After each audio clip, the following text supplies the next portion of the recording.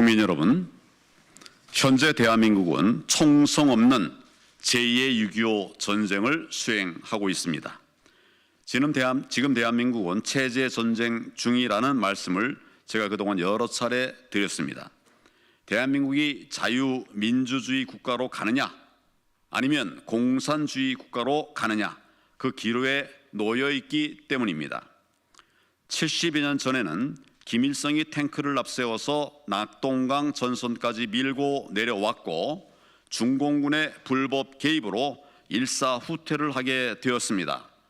오늘날에는 그 민족 반역자가 몇십 년간 공들여서 심어놓은 김일성 장학생들과 또 주사파, 그리고 중국 통일전선 공작부 사주를 받는 친중 세력이 결탁해서 부정선거와 내란 조장으로 대한민국을 극심한 혼돈 속으로 몰아넣고 있습니다. 대한민국은 지금 민주당이 일으킨 반란에 경찰과 공수처 그리고 법원의 일부까지 가담해서 큰 혼란에 빠져든 상태이며, 여기에 일부 언론까지 동조하고 있는 극심한 위기 상황입니다. 이를 반국세, 즉 반국가 세력들은 우리 손으로 뽑은 대통령을 내란 수계라는 칼을 씌워서 오라줄로 꽁꽁 묶으려고 하고 있습니다. 그러나 이는 반역의 길입니다. 대통령이 비상계엄을 선포한 것은 결코 내란죄가 될 수 없습니다. 내란죄는 그 목적이 국헌 문란일 경우에만 성립되는 것입니다. 국헌의 본체인 대통령이 무슨 내란을 저지른단 말입니까? 절대 내란이 아닙니다. 그렇기 때문에 다른 어느 나라에서도 대통령을 내란죄로 처벌한 예가 없습니다. 반국세의 거짓말에 여러분들은 속지 마십시오. 그런데 오늘날 이 모든 위기의 원인은 2022년, 2024년 총선에서 총체적인 부정선거로 의석수를 도둑질한 부정선거 세력들에 의해서 저질러진 것입니다. 22대 국회에서 부정선거로 192석을 차지한 민주당 등은 윤석열 정부 출범 이래 모두 29번의 탄핵 소추를 자행해 왔습니다. 끊임없이 정부의 손발을 묶고 대한민국을 무정부 상태로 만들려고 했습니다. 그렇지 않아도 문재인 정권의 폭정으로 피폐해진 국민, 국가, 경제의 숨통을 아예 끊어버릴 기세로 국정의 발목을 잡는 그런 일만 했습니다. 2026년도 정부 유지 운영을 위한 최소한의 핵심 예산마저도 전액 삭감했습니다.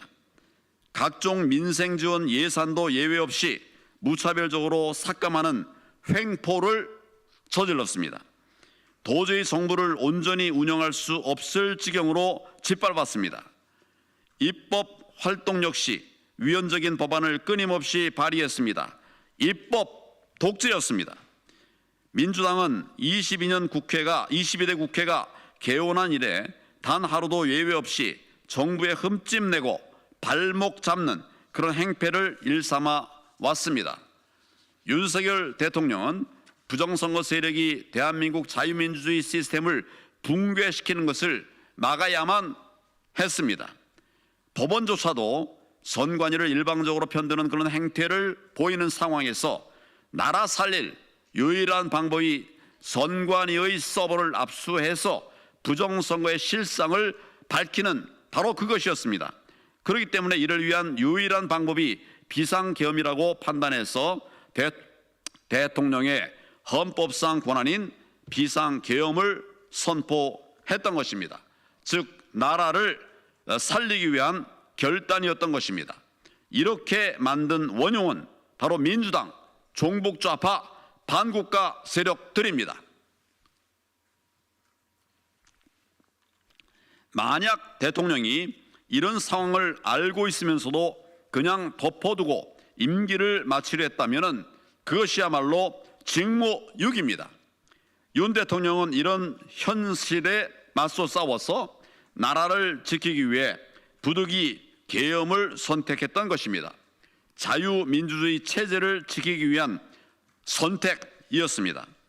그러나 상황은 녹록지 않습니다. 저는 공안검사 출신으로 14년에 걸쳐서 수사한 끝에 통진당 해산을 완결지은 바 있기 때문에 저들에 대해서 너무 잘 알고 있습니다. 2014년 통진당이 해산된 지 10년이 지난 오늘날에도 통진당 세력인 경기동부연합 등은 건재합니다. 이들은 한낱 자범 전과자 출신 이재명을 성남시장, 경기도지사, 급기야는 대선 주자로 내보낼 정도입니다. 나아가서 국회의원, 거대 야당의 대표로까지 당선시키는데 결정적으로 기여를 했습니다. 현재 이재명 대표는 12개 혐의로 5개 재판에 직면해 있습니다. 그는 어떻게 해서든 감방에 가지 않겠다고 하는 일념으로 몸부림치고 있고, 또 민주당과 통진당 잔존 세력은 민노총, 언론노련, 전교조 등을 동원해서 대국민 선전선동에 적극 나서고 있습니다.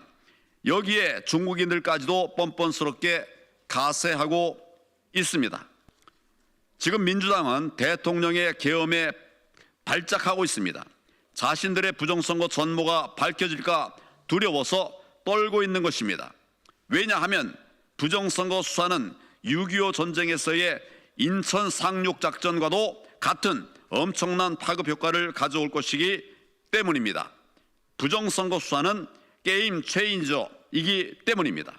그래서 저들은 대통령에 대해 내란이라는 엉터리 프레임을 씌우고, 또 내란죄 수사 권한도 없는 공수처를 내세워서 대통령에 대해 내란죄 수사를 하겠다고 하는 행패를 부리고 있습니다. 첫째, 공수처에 묻겠습니다. 과연 이것이 정당합니까? 내란죄 수사권도 없는 공수처가 내란죄 수사를 한다? 불법 아닙니까? 수사권도 없으면서 체포영장을 발부받았다? 정말 불법 아닙니까? 그것도 서울중앙지법이 아닌 서울서부지법에, 이게 정말 말도 안 됩니다. 언론에 의하면 서울중앙지법에서 1차 체포영장이 기각된 후에 편법으로 서울서부지법에서 체포영장을 발부받았다는 그런 보도까지 나왔습니다. 공수처에 대한 신뢰가 정말 얼마나 바닥인지를 쉽게 알 수가 있습니다.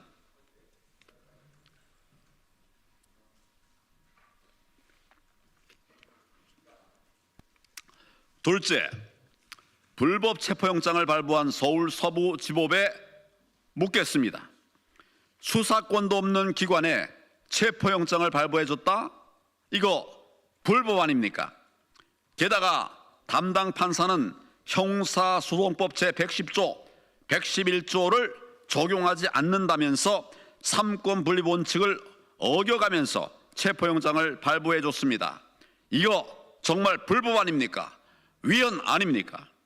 결국 마음이 급한 이재명 대표의 닥달로 인해서 내란죄 수사 권한도 없는 공수처가 나서서 대통령 체포영장을 우리법연구회, 또 국제인권법연구회 회원들끼리 신청하고 발부해주는 그런 불법을 저지른 것 아닙니까?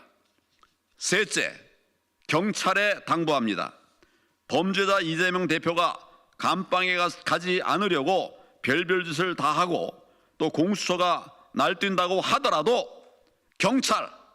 경찰마저 체포조로 나설 가세해서는 안 됩니다. 내란죄 수사권은 경찰에 있고, 또 경찰이 발부받은 체포영장도 아닌데 경찰이 공수처 하수인 노릇을 할 하등의 이유가 없기 때문입니다. 게다가 민주당 이상식 의원은 자신의 당과 경찰 국가수사본부 간의 메신저 역할을 했노라고 자랑스럽게 공개했습니다. 그러니 국민들은 민주당이 경찰 위에서 지시를 내리고 있다고 볼 수밖에 없는 그런 상황입니다. 민주당이 불법 수사 개입을 자인한 꼴 아닙니까? 더더구나 어제 법원의 행정수장인 법원 행정처장은 형사소송법 제110조를 근거로 군사 기밀이 요구되는 장소에서 책임자의 허가 없이 영장을 집행하는 것은 적법하지 않을 수 있다. 대통령 경호처의 영장 집행 불응이 법적으로 정당할 수 있다. 이렇게 밝혔습니다. 따라서 지금 경찰은 경거망동해서는 안 됩니다. 경찰은 민중의 지팡이 아닙니까? 민중이 힘들 때 버팀목이 되어주고 또 민중을 앞장서서 이끌고 도와줄 때에라야 진정한 민중의 지팡이로 국민에게 다가서게 될 것입니다. 우리 국민들은 경찰 수뇌부 일부가 정치권에 줄을 대고 한쪽 편에서는 부패한 정치 투캅스로 처신하는 그런 모습을 결코 원하지 않습니다. 경찰 여러분들의 현명한 판단을 기대합니다. 넷째, 헌법재판소의 행태에 대해서도 지적하지 않을 수 없습니다. 이미선 헌법재판관 이미선은 대통령 측과 상의도 없이 일방적으로 변론 기일을 정해서 통보해버렸습니다. 헌재에서는 탄핵 사유의 가장 중요한 항목인 내란죄에 대해서도 국회 측의 내란죄 항목을 뺄 것을 권유했다고 합니다. 입증이 어렵고 수많은 증인을 출석시켜야 하는 등 재판 기일이 늦어질 염려가 있다는 정말 말도 안 되는 그런 이유 때문이었습니다. 그러나 국가의 명운이 걸린 중차대한 사안에 대해서는 무엇보다도 충분한 검토를 거쳐 신중하게 판단할 필요가 있지 않습니까? 그런데 헌법재판소는 무리한 재판을 하려 들고 있습니다. 이는 이재명의 2심 선고에 앞서서 판결을 내리기 위한 얄팍한 수에 불과합니다. 또한 강정원 헌법재판소 사무처장은 1월 9일 국회에 출석해서 계엄, 포고령 각 항목이 현행 헌법에 부합하지 않는다고 답변을 했습니다. 헌법재판소 사무처장입니다. 아직 헌법재판소 재판관들의 심리가 시작되지도 않았는데 어떻게 그리고 왜 사무처장이 자기 멋대로 결론을 내린단 말입니까? 이로 인해 헌법재판소의 공정성이 심각하게 훼손되었습니다. 헌재가 이런 식으로 한다면 어떤 판단을 내리더라도 그 결과에 승복할 사람은 결코 없을 것입니다. 그러므로 헌법재판소 재판관들께 말씀드립니다. 나라 망가뜨릴 판단을 하지 마십시오. 나라 살릴 재판을 하십시오. 눈치 보지 말고 정의롭게 판단하십시오. 다시는 박근혜 대통령 탄핵 때와 같은 그런 우를 범하지 마십시오. 지금 대한민국은 제2의 6.25 전쟁, 체제 전쟁 중입니다. 참으로 감사하게도 윤 대통령을 지키기 위해 애국 시민들이 분연히 나서고 있습니다. 8년 전 박근혜 대통령 탄핵의 뼈아픈 기억을 교훈 삼아서 엄동설안에 밤새 눈 맞아가면서 육탄방으로 한남동 관절을 지키고 있습니다. 마치 6.25 때 낙동강 전선에서 전투하듯이 싸우며 버티고 있습니다. 특히 지금은 청년들이 일어나고 있습니다. 8년 전과는 전혀 다릅니다. 현명한 우리 청년들은 윤석열 대통령을 지키는 것이 자유민주주의 대한민국을 지키는 것이라는 이런 사실을 너무나도 잘 알고 있기 때문입니다. 윤석열 대통령 지지율이 46%에 이르르며 고공행진을 하자 민주당 등의 발버둥 역시 그게 달하고 있습니다. 야당은 내란이라는 프레임을 걸어놓고 국민의 시선을 빼앗고 있지만은 부정 선거가 만천하에 공개되면 공룡처럼 대멸종의 순간을 맞게 될까 두려워하고 있습니다. 메이저 언론도 마찬가지입니다. 그래서 지난 7일 민주당은 부정선거라는 말만 해도 3년 이하의 징역에 처하는 그런 악법까지 발의를 했습니다. 부정선거를 언급하기만 해도 형사처벌한다? 공산주의, 사회주의가 하는 짓 아닙니까? 북한 김정은의 반동사상 문화 배격법과 뭐가 다릅니까? 그것도 모자라서 민주당이 이제는 카톡 검열까지 한다고 합니다. 공산주의 맞지 않습니까? 뿐만 아니라 민주당은 선관위와 민주당 등 부정선거 세력에 대해 저항하면서 대통령과 나라를 지키기 위한 유튜브 방송, 유튜버들을 내란 선전죄로 고발했습니다. 이에 이런 걸 보면 역시 민주당은 반헌법 세력 맞지 않습니까? 저는 내란 선전죄로 고발된 유튜버들께서 원하시면 무료 변론을 해드릴 것입니다. 자유민주주의를 지키려는 분들은 보호해 드려야 하지 않겠습니까? 우리는 대통령을 지켜야 합니다. 윤석열 개인이 아닌 대한민국의 대통령을 지켜야 합니다. 전 국민이 하나 돼서 대통령을 지키는 것이 대한민국의 체제를 수호하는 바로 그 길이기 때문입니다. 우리의 단합된 힘으로 윤석열 대통령을 복귀시켜서 이 혼란을 잠재우고 대한민국을 정상으로 되돌려 놓아야 합니다. 온전한 자유민주주 대한민국, 초인류 정상국가, 바로 그런 것을 우리의 자녀, 우리의 후손에게 물려줄 책임이 바로 우리에게 있습니다. 국민 여러분, 대통령을 지키는 것이 대한민국을 지키는 길입니다. 자유애국 시민 여러분, 끝까지 함께 합시다. 우리는 반드시 승리할 것입니다. 감사합니다. 계속 같이 가죠. 이 사람들은 중간에 포기하는 법이 없어요. 경기 동부연합 이재명 대표의 활동 근거지였습니다. 제가 송남 지청장을 했어요. 너무 잘합니다. 바뀐 게 하나도 없습니다. 점점 더 나빠지고 있습니다. 통진당 해산의 주역 중에 하나라고 할 수 있는데 그 이외에도 바뀐 게 전혀 없기 때문에 우리는 늘 관심을 가지고 이 잘못된 행태들을 막아내는 일이 필요하다. 저는 그렇게 생각을 합니다. 오늘 회견 중에 대한민국은 지금 민주당이 일으킨 반란의 큰 혼란에 빠져든 상태라고 말씀해 주셨는데 이게 어떤 의미인지 다시 한번 설명 좀. 우선 대통령이 일 못하게 하는 거. 대통령 국민이 뽑은 분 아닙니까? 일 못하게 하는 거. 이거 반란 아닙니까? 그다음에 국민들의 가치를 막 망가뜨리고 있어요. 가치 전쟁을 하고 있습니다. 이거 반란 아닙니까? 헌법에는 반란이라는 말은 없는 것 같아요. 그렇지만 우리가 반란이 무엇을 의미하는지 다 알고 있지 않습니까? 지금 민주당, 그리고 조국 혁신당, 그리고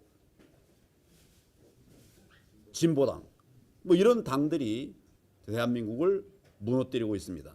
여러분들이 너무 잘 아실 것입니다.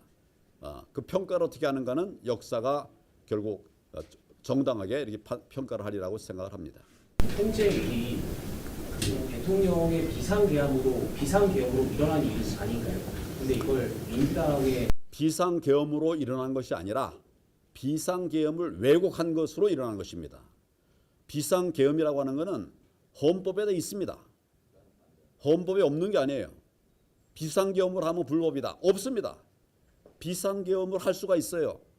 그런데 그동안의 과거에 잘못된 비상계엄을 했기 때문에 그게 문제라는 것이지, 비상계엄은 헌법에 있는 대통령의 권한입니다. 비상고권입니다. 그걸 잘 썼냐 못 썼냐 이런 점에 대한 판단으로 가야 되지, 비상계엄을 내렸다 그러면 불법이다, 이런 엉터리 같은 법 해석이 어디 있습니까? 헌법을 보세요. 헌법에 다 있습니다. 비상계엄이라고 하는 것이.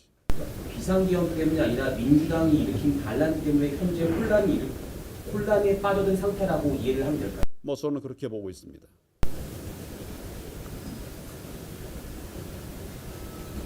혹시 기자회견 준비하시면서 윤석열 대통령이랑 직접 연락을 하시거나 이런 게 있나요? 이거 전혀 없죠. 제가 한 것이고 저를 도와준 동지들이 함께 한 것입니다. 그럼 최근에 윤 대통령이랑 따로 소통하신 적 있나요? 소통이라는 게 뭘 말하는지 모르겠는데 뭐 여러 가지 방법이 있겠죠. 예. 직접 간접 어떤 얘기를 나누셨나요? 여러 얘기를 할 수 있죠. 예. 그리고 대통령하고 가사 무슨 대화를 했다 하더라도 그거를 밖에다가 터뜨리는 이거는 정말 바보 같은 짓입니다. 그리고 그거 자체가 나라를 망가뜨릴 일이에요. 우리 박근혜 대통령도 탄핵당하고 그럴 적에 안에서 뭐 이런저런 말한 거 가지고서 이 사람이 이 말하고 저 사람이 저 말하고 이것 때문에 망가진 겁니다. 어떻게 보면 대통령의 국사라고 하는 거는 정말 나라를 지키냐 마냐의 중차세한 거 아닙니까? 그거를 얘기하는 것은 정말 바보짓이고 해서는 안 될 짓이라고 저는 생각을 합니다. 헌재에서 이번에 개헌을 하셨잖아요. 그게 고유 고난이라는 거 하셨는데 그 입장에 대해서 증명하실 수 있는 자료는 다 준비가 되셨나요? 개헌은 헌재가 하는 건 아니고. 대통령의 고유 고난이시잖아요. 예, 그렇죠. 예. 헌재 그걸 증명할 수 있는 조건들이 지금 어느 정도 갖춰져 있나? 그 뭐 대통령실에 제가 알아본 건 아닙니다. 그렇지만 당연히 준비를 잘 했으리라고 생각을 합니다. 다만 이제 그걸 가짜로 덮어씌우는 이런 것들이 문제죠. 그러니까 저는 언론도 공정한 보도, 바른 보도를 해주기를 바랍니다. 잘 준비하고 있을 거예요. 많은 분들이 가서 돕고 있는 것으로 알고 있습니다. 오늘 소통관 기자회견은 어떻게 하게 되신 건가요? 그러니까 국민들에게 알리기 위해서 우리 윤상현 의원과 함께 국민들에게 알리기 위해서 소통관은 이 국회의원들만의 것입니까? 대한민국 재산으로 만드는 것이에요. 국회의원들이 통로를 만들어 주는 것입니다. 왜냐하면 그렇게 안 하면 대혼란이 오니까. 그래서 윤상현 의원이 통로를 만들어 줬습니다. 그럼 윤상현 의원님이랑 좀 기자회견 내용 공유를 하셨나요? 공유했죠. 지금 헌법재판소 문제. 여기 계시네. 당연히 했죠. 예. 예, 그럼요. 예. 자, 수고들 많으셨습니다.